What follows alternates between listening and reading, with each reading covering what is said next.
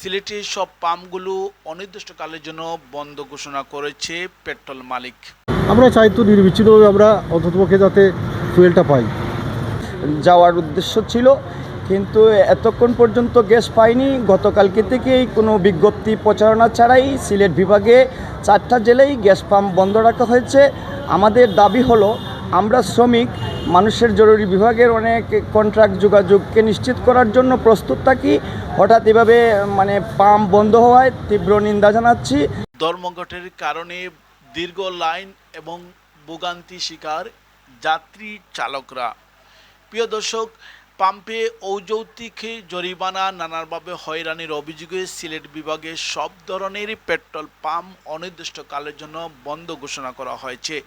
আজ বুধবার 1 এপ্রিল দিবাগত রাত 1টার দিকে এই সিদ্ধান্ত তথ্য নিশ্চিত করেছে সংশ্লিষ্ট ব্যবসায়ী নেতারা।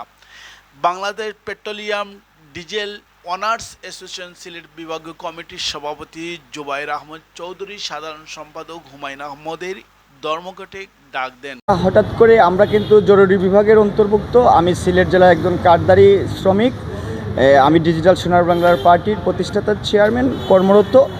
আমরা 10টার দিকেই পাম্পে গ্যাস নেওয়ার উদ্দেশ্যে আজ আমার সুনামগঞ্জে যাওয়ার উদ্দেশ্য ছিল, কিন্তু এতক্ষণ পর্যন্ত গ্যাস পাইনি। গতকালকে থেকেই কোনো বিজ্ঞপ্তি প্রচারণা ছাড়াই সিলেট বিভাগে 4টা জেলায় গ্যাস পাম্প বন্ধ রাখা হয়েছে।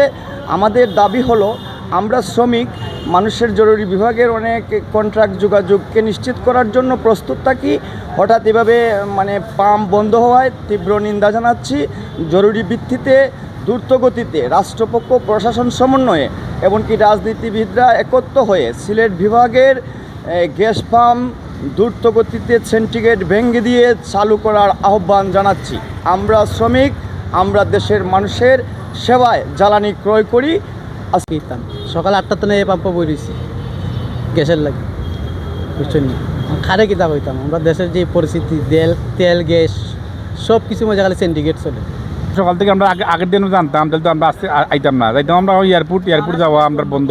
প্যাসেঞ্জাররা গেছে কি তারা সিএনজি উঠটা বাসে উঠটা আমরা অপেক্ষা করাম গ্যাসও লাগে। আর আগে যদি আমরা জানতাম তাহলে আজকে আমরা অন্য চিন্তা ভাবনা করলাম, বাইলাম না। কিন্তু আমরা বহুত কষ্ট করবাই, সকাল থেকে অপেক্ষা করাম। কোন সময় শেষ হইব তাও তো কোনো নির্দিষ্ট কোনো ঠিক নাই।